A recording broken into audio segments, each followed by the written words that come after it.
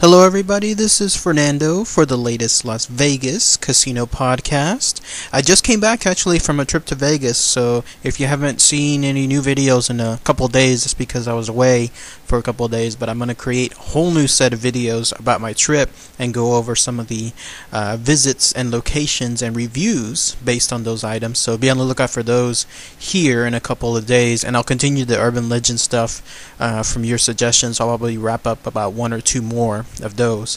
In this particular trip, I did see some new shows. This one is pretty new, at least with regards to its location. It's the Illusions show starring illusionist, self-proclaimed illusionist Jan Rouven. I hope I'm saying his last name correctly. It's a little hard when he was saying his name because he has a very thick German accent, but how it's said in English, I believe it's Rouven, and he's located over at the Tropicana Hotel. He just moved there about maybe less than 2 months or so ago. He previously had his show someplace else. I believe it was at the Riviera. If I'm not mistaken, I could be wrong on that part. I didn't really see the research where he was located before. But his new place is the Tropicana, which is that far side towards the south side area that I normally frequent and stay at when I'm in Las Vegas. So it made good sense to check him out this time around. Up front, though, his tickets are a little bit more pricier than I would normally pay. In my case, I always like to get VIP tickets because if I'm going to go to Vegas and I'm going to spend the time and the money to get there, I might as well pay the extra money to sit up front, to sit as close as possible, rather than go on the cheap side and go far away in the back. And in this case, his tickets for the VIP section are somewhere in the $80 range, and that's with the discount, but that includes everything like taxes and fees. That's a little bit pricier in my case. I'm normally in the ballpark of I don't like paying stuff if it's more than, say, $30 or $40. But in this case, his is new. His is a new show in that area. I haven't seen any other new shows around that location there, so I thought I would check it out, and it was a pleasant surprise. I was very happy to check it out. He was actually there because he replaced a previous show that I talked about called Murray the Celebrity Magician. Check out that review when you have a chance. It's something that is still a pretty good show to this day. But he replaced Murray the Magician because when he signed on to the Tropicana, this guy Jan Rouven, he apparently had a contract clause that stated no one else in that hotel can have any shows related to magic or comedy. And guess what? Murray's was both. So Murray had to go when his contract came up right during that same time that John's new show was going to start. And Murray's previously was in the smaller Laugh Factory location. This time, John's is located in the Tropicana Theater, which is a much larger theater. It was the first time I had been inside that theater, and it is pretty damn big. I think it fits somewhere around 1,500 people or so it's not small size. But in my case, because I had VIP, it didn't matter. I sat at the very front. I believe it was the second row, one of those booths which Vegas is famous for, and it was pretty good show. So here's his show. Essentially, he comes out, and instead of doing, let's say, what's called intimate magic, where it's up close and up front, he does more of like a Broadway style magic, where it encompasses the whole theater, and he uses huge props. If you've ever seen like the Chris Angel show, then you'll know what I'm talking about. And some of the stuff that he did, it's hard to explain how it was done. It's still, I don't understand how some of the things happened, but he did it. And of course, that's all sleight of hand and use of special angles, but whatever he was doing, it worked really well. For example, there was one bit where he had a giant drill. Think of it, like a giant hammer power drill, and on that drill he would stand in front of it, and this giant drill, and when I'm saying giant, I mean it's big. It's probably about maybe a good probably like 30 feet long or so.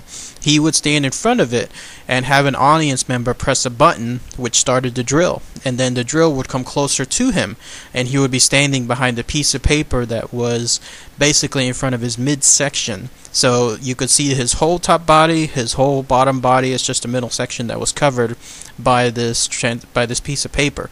But you could see that the drill would go eventually behind him.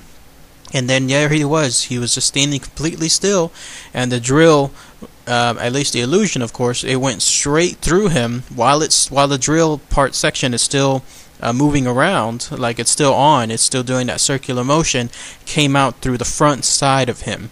Now, one could easily think, okay, he just had a mechanical device on his chest, let's say, popping out and creating the illusion that the drill was coming out of him. But right before he was covered with that special paper, he had just a flimsy shirt on. He didn't have anything like a large cape or anything that would conceal a large mechanical device. No, he just had like a flimsy dress shirt on.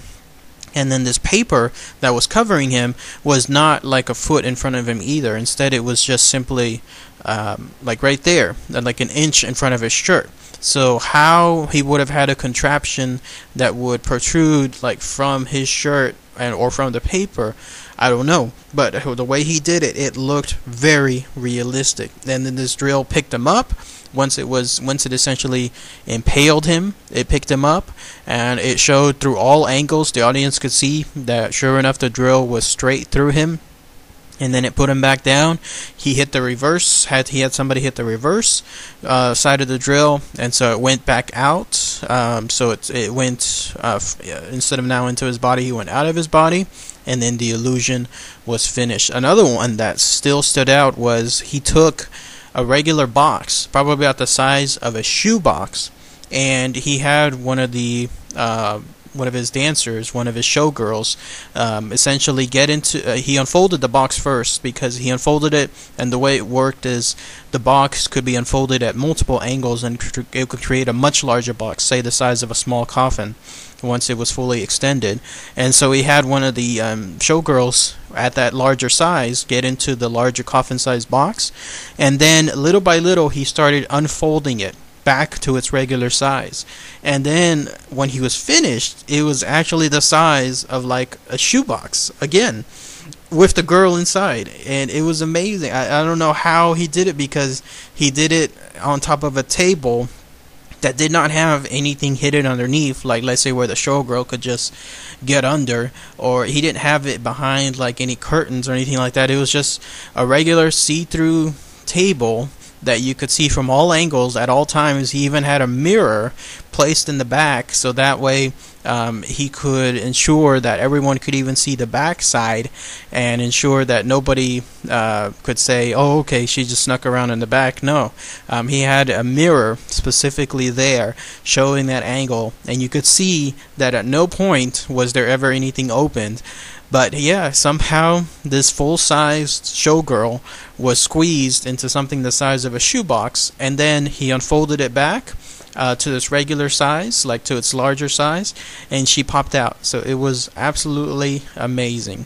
And then other segments of the show, you had some choreography, some of the showgirl dancers with some of the male dancers dancing around. Probably they consisted about maybe a good 10-15 minutes of the total show. The total runtime of the show is probably about an hour 15 minutes at most. And every now and then he would sprinkle in some comedy, not really like let's say Laugh Factory type comedy, so don't go into the show really expecting that, but more along the lines of let's say making a couple of one-liner jokes, picking on some audience members, especially some that were coming in late, which I still don't understand to this day why people go late into a show.